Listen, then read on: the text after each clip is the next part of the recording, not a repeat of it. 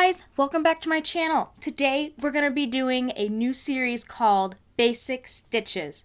So for Basic Stitches, it's essentially going to be the basics. So we're going to be talking about foundation chains, the 5 stitches, I think it's 5 stitches honestly, that you need to learn, and then how to change color, all of that stuff. So for this tutorial, we are going to be doing the slip stitch and the foundation chain.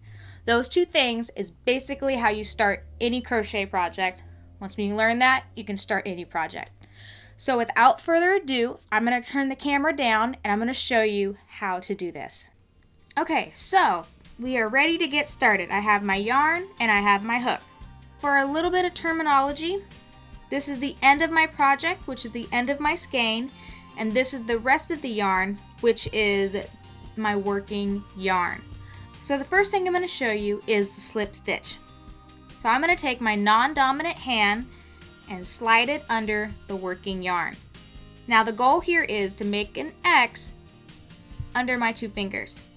So I'm going to hold on to this yarn and I'm going to grab the working yarn, go under and then over. So underneath the X is the end of my project, and then over is the working yarn. So next, I'm going to just flip over my fingers, and you can tell here that I have 2 loops on my non-dominant hand. So next, I'm just going to take my hook and go under and then over and just pull. Take out your fingers and just keep pulling. And that's it. That is your slip stitch.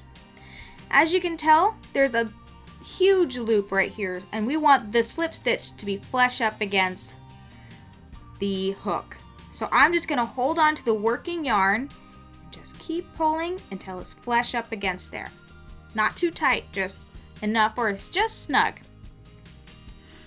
So now we're ready to get started on the chains. Now the way to hold your working yarn is to keep enough tension so you keep your stitches consistent. I'm going to take my pinky and I'm going to go under it. I'm going to take my index finger and I'm going to go under it. I'm going to take my middle finger and my thumb and then hold on to the stitch. This is pretty loose for me, so I'm just going to go ahead and do it just like that. Now you need to figure out how to hold your hook. I hold my hook like I'm cutting something, like a knife. Just like that. Some people hold it like this to crochet it. I like to hold it like I'm cutting something. Now we're ready to get started on the chains. So what we're going to do, we're going to yarn over, pull through, yarn over, pull through.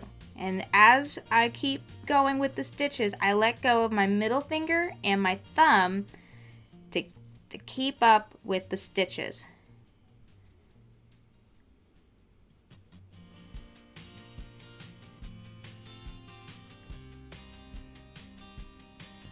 Okay, that's enough of them. Each pattern will tell you how many chains you need to do your first row.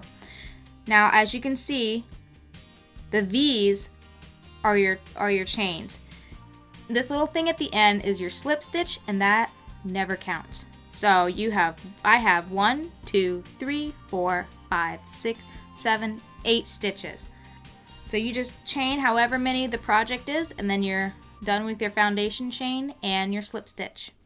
So that's it. That's all I'll be showing you today.